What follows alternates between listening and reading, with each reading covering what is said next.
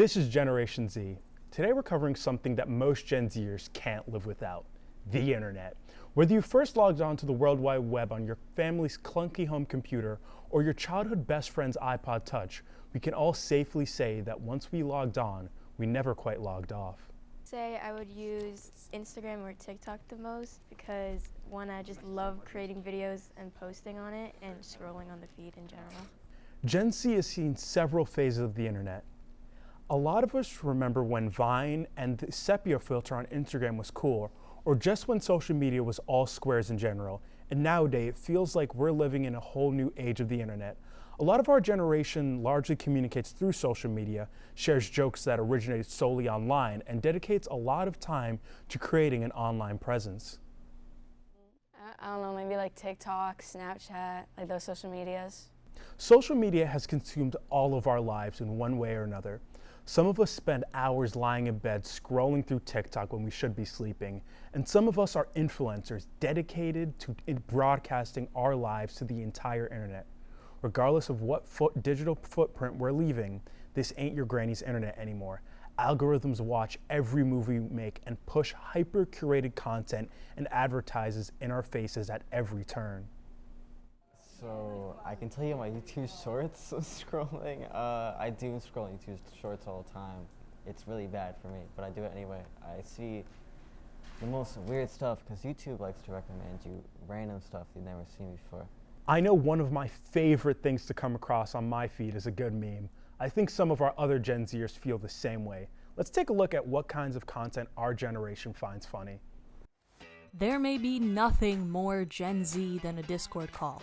The chat servers hit the internet 8 years ago, and this little bluish, purplish dude has held a prominent place on gamer PCs ever since. Generation Z has learned to use social media to its fullest, and I'm just one example. I'm lucky to grow up in a time where I can stay connected to those I love while being far away. For my younger brother Colin and I, platforms like Discord have been a necessity. You could use it for tasks as simple as just us calling each other, or as something as complex as a server based around a video game with tens of thousands of people. We grew up extremely close, and both developed that classic Gen Z style of humor.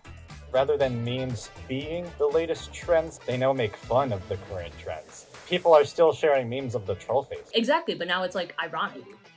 If you're not a part of Gen Z, a lot of this humor makes zero sense.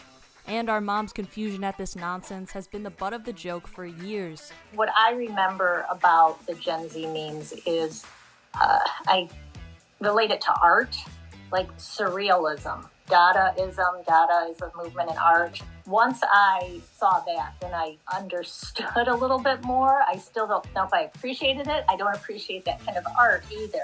Definitely different from the memes that came before that just had the text on the screen. They were relatable. It was like, yes, when you forget your homework, now it's right, like when right. you forget your homework and it's like a picture of like Barack Obama. Right.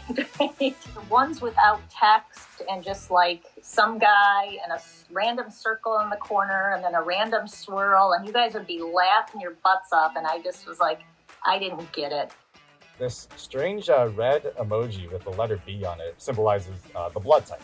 2017 was the deep fried phase. People would just take random images and just turn the saturation all the way up. One of the features of deep fried memes was having like some sort of phrase, but replacing the first letter with the B emoji, Peter Griffin, when instead his name was Peter Griffin. You guys would drive me crazy with the B emoji. I just couldn't stand it after all. And I think that's how Colin got his nickname Ballin. I say it in front of my friends and you get mad and they go, Ballin? What? Didn't one of your friends actually believe that my name was Ballin at once? Yes, somebody thought you were named Ballin, like from birth. Number 15, Burger King foot lettuce. The last thing you want in your Burger King burger is someone's foot fungus, but as it turns out, that might be what you get. That one still makes me laugh. It's just nonsensical. I was a fan of that one. You made this whole skit starring me.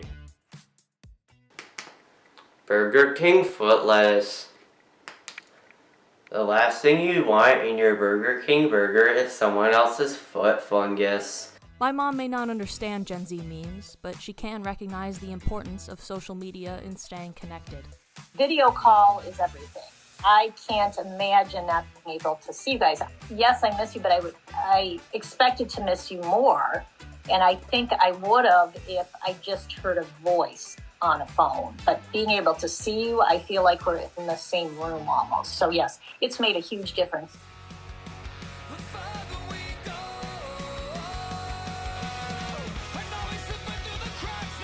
All right, they're here, they're juniors. They're not officially affiliated with Hofstra. They're almost Friday Hofstra. Please welcome Cameron Trotter and JJ Vogt.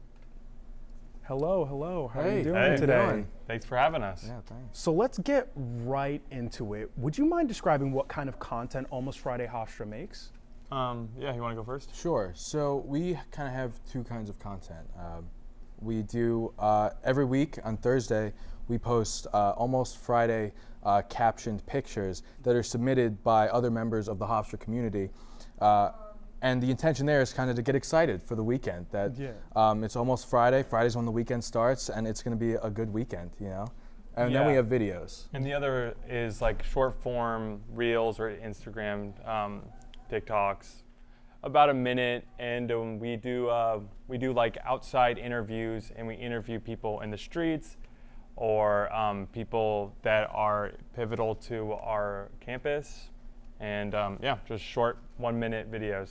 I really liked how you mentioned like community members really coming into Almost Friday Hofstra and making the content, adding to it. So as the Hofstra school as a whole, it's Almost Friday for everyone. Right. Yeah. It's supposed to get you excited. Like we know we post it, but like it gets us excited too. And then you realize that it's almost over. The final push is there, and Thursday leads to Friday, and Friday leads to fun. Especially when other people repost it, and everyone is collectively, you know, working towards the weekend and getting excited. Yeah. Speaking of repost, have you had any of your posts blow up or go viral in ways you didn't expect? Yeah. So like we had what we call the elevator bit, which is I had gone on a fake date with my friend Gio, who was we were both wearing suits. We got like a little table with a white cloth, and we set it up in the elevator, and we were supposed to be having a bad date. So like I asked him like why doesn't he not want to move in with me, and like why doesn't he love me? And he's like, I'm like, oh, it's your mother. And then we have cameras on each wall of the elevator, and I play the waiter, and I'm welcoming other people in our dorm building into the elevator, asking, party of two, and they get in, and then we capture their reactions as they are reacting to this dispute between two lovers. And I think that video got around like 50 or 60,000 on TikTok, and like and the other video is the Steve video, which is right there, and Steve is just the bus driver that works here, and everyone loved him so much. And that blew up because it was just super sweet and endearing, the things that he said. Instead of, it was supposed to be a silly video, but it ended up being actually really like endearing and sweet, and he really cares about the people here. So it was just like a sweet. It was just pulling the heartstrings. That's like pulled heartstrings. That's it was just Steve. So Heartbreak and heartstrings being some of the most popular things on Almost Friday. Have you collaborated with any other Hofstra organizations since gaining more traction on your account? Yeah. So originally we did some smaller stuff. We would help promote student films. We collaborated with the Hofstra roller hockey team to promote a big game that they had against Stony Brook. And I'd say our biggest collaboration was with Hofstra Concerts. We were able to get passes backstage and cover Music Fest and interview the talent. Yeah, so we actually got to meet Cupcake and Ski Mask, which was just amazing. So we were like, we have to go through the process of getting that officially proved. Like the Ski Mask and Cupcakes team has to like approve this video. But we got to meet them, and it was just amazing. We felt like we were treated like celebrities, and it was amazing. That's honestly amazing with Almost Friday Hofstra. But to wrap things up. Thank you for coming today. We actually had two of our field reporters go out with the Almost Friday Hofstra team to get an inside look on how the magic is made. Let's see what they've learned. Hi, my name is Cameron Trotter. And my name is JJ Vogt, and we are the creators and managers of the Instagram account Almost Friday Hofstra. we are not affiliated with Hofstra University. That is correct. And we got Haley and Lily, Generation Z field reporters. Hi, I'm field reporter Haley. And I'm Lily. Go out, and we taught them how to make an almost Friday Hofstra video. But first, let's have them teach us how to do it.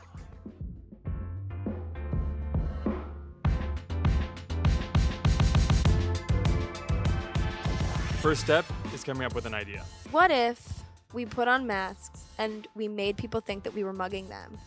But then when we caught them and grabbed them and were scaring them, we actually gave them a prize. So step 2 is critiquing the idea, and for us that goes pretty harshly. We kind of break each other down before building each other back up. It kind of goes along the lines of, that's an awful idea. That's so stupid. Why would you say that? And then we work on the ideas. Yeah. And I really like that part. I really like that part that we do. Because it makes me feel good. A stupid response. Nah. But we can work on it. I don't know, Haley. We might get arrested or something if we mug people. Bad idea, 2BH. Okay, and then we get a good idea. What about secrets? Secrets? Like what do you mean by that? Like asking people their secrets? It's a trade-off. We tell secrets, and then they tell one of their secrets. Lily, I think we just came up with our idea. So then for step 4, once we have a good idea, we have to go out into the field and look for people to be involved. Okay, so I think we found our first person to interview. Let me go bother them. So once you found the person, you execute. And that means you have to go up to them and face the fears that's inside you and speak to a stranger. Are you busy right now? Yeah. I mean, I'm not working on schoolwork, but I'm. So he's not busy. Interesting. I was going to ask if you would be willing to tell me a secret if I told you one of my secrets. My secret is that I'm actually Harry Styles, and it's a Hannah Montana situation. Interesting. Well, my secret is that I like to dip my barbecue Lay's potato chips in peanut butter. It's a real thing that I do. It's real. That's a true fact about me. And now I've shared a secret with you. Thank you so much. Okay. Well, my secret is that I actually have a secret girlfriend. She goes to another school. You wouldn't know her. Yeah, no. That's why, even though I'm the most eligible bachelor in the comm school, I am not dating anyone. So. Dang. Well, my secret's a bit more intense than that, honestly. I used to pretend to be a horse in the bathroom stalls of my elementary school. I would neigh and whinny and whatnot. And lastly is step 6. After we've completed the video, we feel that we deserve a treat. And you deserve we have a little treat.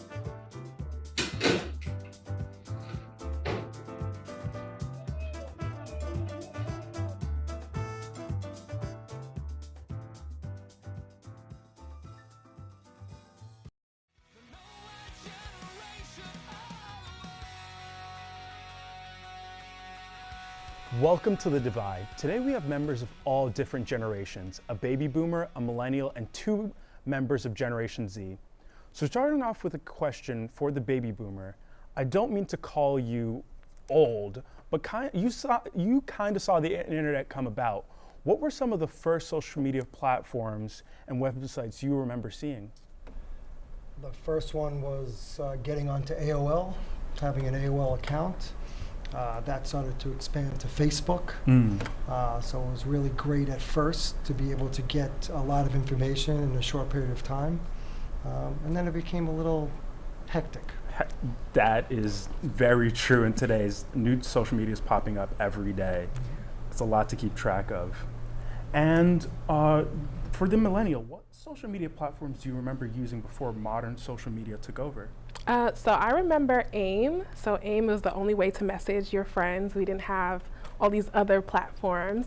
And MySpace was the first social media that we could get on. We couldn't even access Facebook when we were teenagers because you had to be in college. So it's crazy that it's like the grandma, grandpa thing now, but we couldn't access it when we were teenagers. I did not know you couldn't access Facebook without being a college student. Yeah, it was originally just for college students, so we had to get on MySpace. You learn something new every day. Yeah. And for our Gen Zers, what are some of the social media platforms you use and how do you use them? Instagram, Snapchat. I don't use it, but B-Real is pretty popular. Oh yeah, these days. B-Real popped up. Yeah. Yeah, those. TikTok. Oh yeah, TikTok's the big TikTok, one. yeah. Big one. Discord. Oh, Discord is a social media. Yeah. I use Reddit for like all my actual like real life questions. Reddit's like the one to go to because they're real people on there. Yeah, like how do I deal with this scrape on my arm? Yeah. Someone 7 years ago has a specific answer to your random question at 2 in the morning. Yeah. And let's bring this to the entire panel. Do you think the way social media platforms try to appeal to you personally through your algorithms or ads take away from your own personal privacy online? So I would say yes, it does. There is some benefits to it. I do enjoy my For You page. I do enjoy that. I'm like, okay, this is exactly what I wanted to see. But there is a part of me that feels like I'm sort of being characterized super simply. And also sometimes if I feel bad and I'm starting watching bad content, it'll give me bad content and then I'll just be in this cycle of sadness if I was in a sad spot later or earlier. So just like it will capture the moment that you have and then it'll kind of perpetuate that. So sometimes it's a bummer.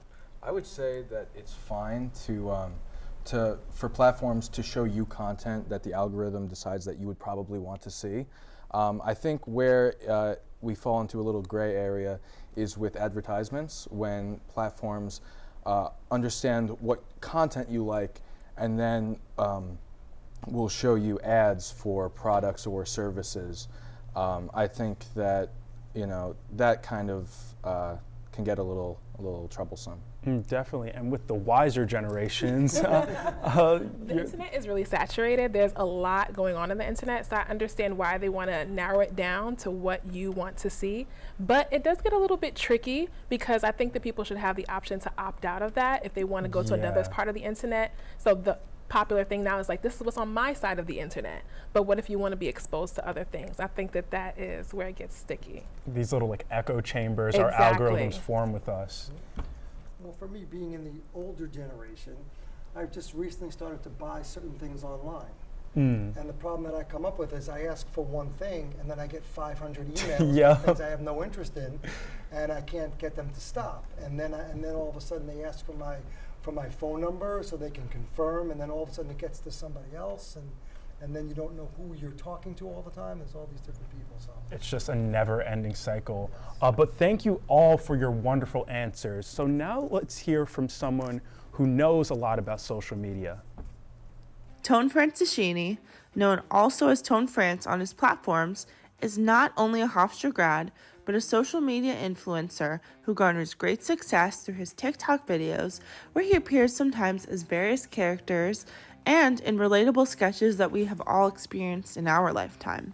We were able to catch up with him and talk about his come up and how he goes through his process for creating his videos.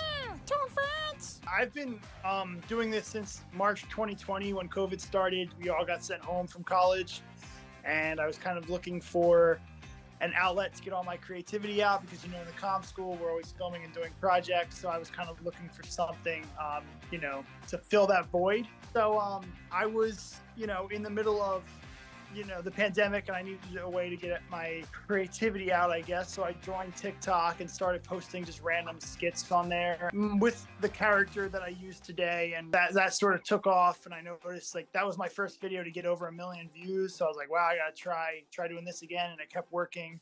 YouTube has been working, I think, even better than TikTok. Obviously, I've been doing it 365 days every year since 2020 kind of ran out of like relatable things that I did in my childhood. So now I just kind of do like goofy sketches. This really is my dream. I've always wanted to entertain people. So I'm glad that I pursued this career path. And my advice would just be, don't be afraid to try.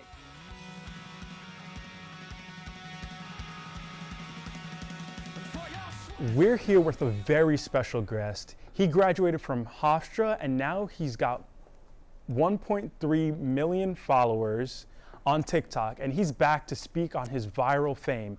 It's Antonio Franceschini. Hey, how's it going? I'm good. How are you doing? I'm great. It's good to be back in the comm school, kind of virtually. Virtually in the comm school. Is it all that you remembered? Yeah, it's weird seeing my face on this giant screen. Never been on the screen before. So starting off with our questions, did you always want to be a content creator? I mean, you know, I grew up with Vine and I always kind of idolized those people on Vine. I was a little bit too young to be posting on there and actually be getting views, but I actually, you know, was posting on YouTube since I was 11 years old, and that's just kind of always been the goal of mine, is to be famous for just making people laugh, doing funny skits. I never wanted to actually like, you know, be in an office setting. I always wanted to kind of be my own boss and just entertain people. And that's what I'm doing right now. And I'm really grateful for that opportunity. That's honestly great. Like, I babysit this kid and he always tells me when I grow up, I want to be a YouTuber. So the younger generations really have that drive to be on social media, to be on the internet, because we grew up with it. Following up, what was the first video of yours that blew up? So I had a couple when I first started in March 2020. And you know, TikTok actually has this thing where they kind of put, at least when they first started, I don't know how it is now, but they would kind of like blow up one of your videos. So one of my first videos I ever posted was like 10-year-old me when the doctor told me I was obese or whatever. And it was like, it got like 700,000 views. And I was like, wow, this is a character that I guess people can relate to. So I tried doing other stuff and it never really clicked. But my first video to get over 1 million views was with a character who was called 8-Year-Old Me. And it was just me doing like a sketch where I was in the toy aisle at Walmart. And I was like, it would be really cool if I had this toy, Mom. And that blew up. So then I just kept doing stuff with that character and it worked. And that's kind of just what I'm doing today, is the same stuff with that character and the character's friends that are all just played by me. Reliving your youth and profiting off of it. Yeah, exactly. Speaking of youth, you largely make kids content. Is this the demographic you wanted to make content for when you first started posting on Tone France?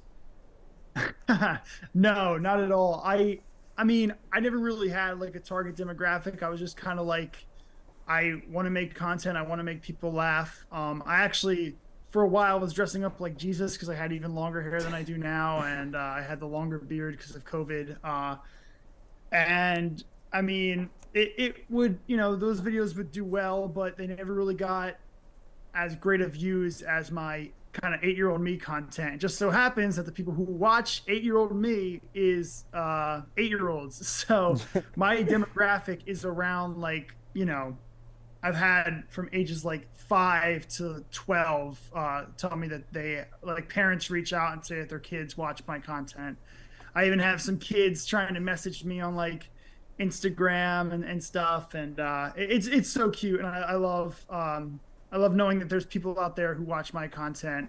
Even if it's not the demographic that I was originally hoping for, I'm really happy to be entertaining the next generation, I guess, whatever that generation is called.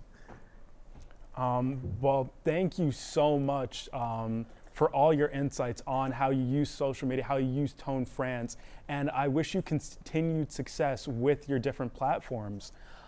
Thank you for tuning in to the finale of Generation Z, a show that was written, created, and produced and hosted by Gen Z.